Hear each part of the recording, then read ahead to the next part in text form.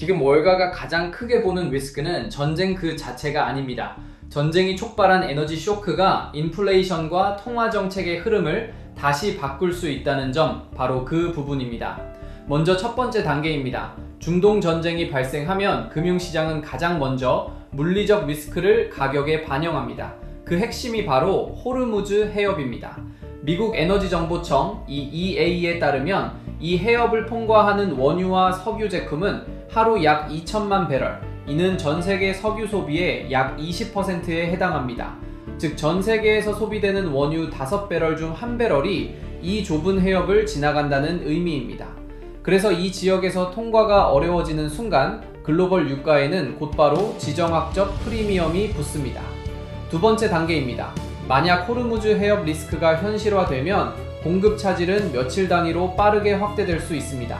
로이터가 인용한 JP모건 분석에 따르면 이라크와 쿠웨이트 같은 산유국은 저장 능력이 제한적이기 때문에 해협이 막힐 경우 수일 안에 수출 차질이 발생할 수 있습니다. 실제로 로이터는 최근 보도에서 해협 통과 속도가 둔화되고 선박 공격과 항로 위축이 발생하면서 원유 공급에 대한 시장의 불안이 커지고 있다고 전했습니다. 세 번째 단계입니다. 유가 상승은 인플레이션을 두 가지 경로로 밀어올립니다. 첫 번째는 직접 경로입니다. 휘발유, 전기, 난방 같은 에너지 가격이 소비자 물가지수 CPI에 바로 반영됩니다. 두 번째는 간접 경로입니다. 운송비, 화학제품, 식료품, 항공요금 같은 산업 전반의 비용 구조로 파고들면서 코어 물가를 자극할 수 있습니다.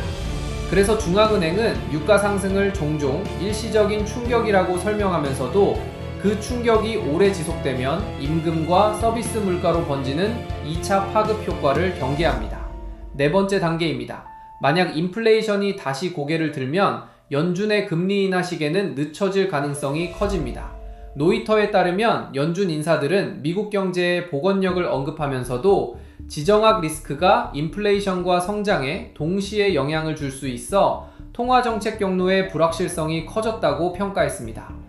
즉 시장이 기대하던 금리 인하 전환 시점이 늦어질수록 금융 여건은 다시 긴축적으로 변할 수 있습니다. 다섯 번째 단계입니다. 금리 인하가 늦어지면 그 충격은 결국 주식시장 밸류에이션 압박으로 돌아옵니다. 할인율이 높아지면 특히 성장주의 멀티플이 먼저 눌리게 됩니다.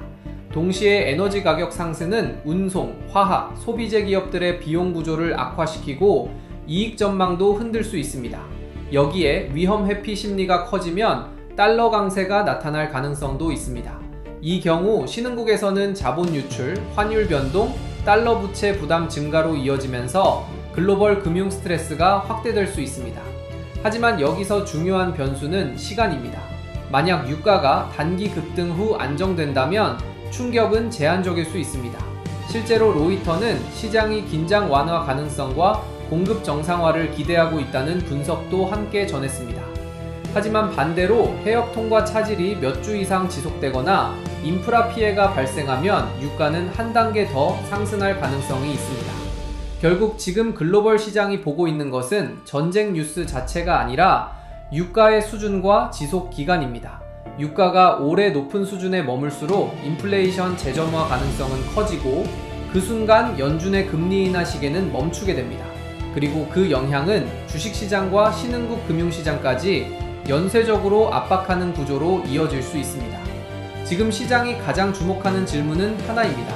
전쟁이 얼마나 오래 지속되느냐가 아니라 유가가 얼마나 오래 높은 수준에 머무느냐, 바로 그것입니다.